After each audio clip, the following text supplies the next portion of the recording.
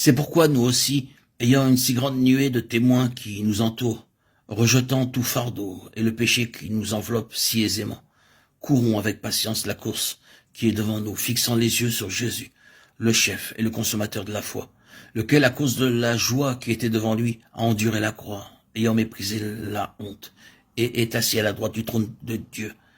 Car considérez celui qui a enduré une telle contradiction de la part des pécheurs contre lui-même, afin que vous ne soyez pas las, étant découragés dans vos âmes. Hébreux 12, 1, 3. Dieu place deux choses devant les hommes. Il propose d'abord la vie éternelle aux pécheurs, ensuite le royaume à tous ceux qui ont déjà la vie éternelle. Tous ceux qui croient ont la vie éternelle.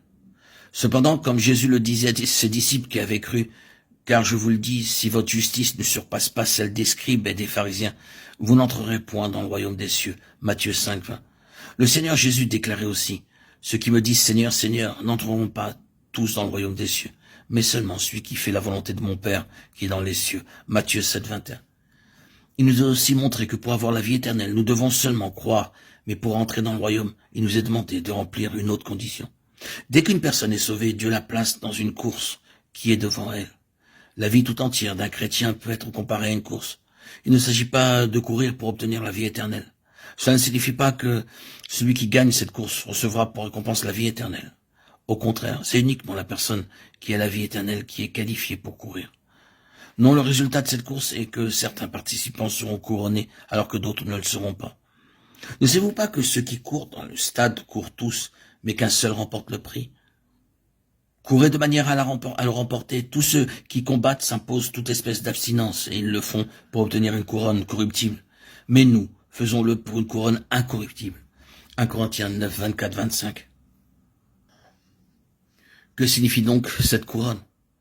La couronne représente le royaume.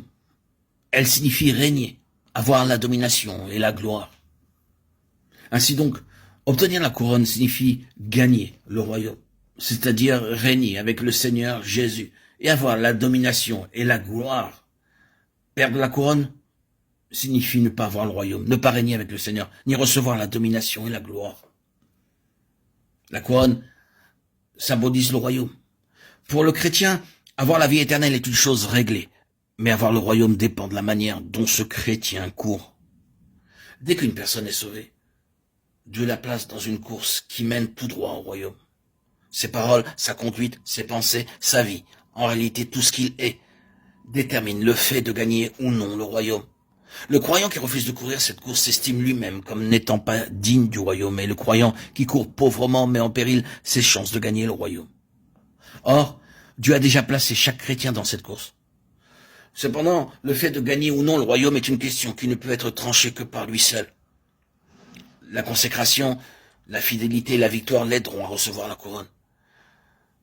Mais ceux qui aiment le monde et vont après la chair n'obtiendront pas le royaume des cieux, bien qu'ils soient en possession de la vie éternelle, ayant cru au Seigneur Jésus.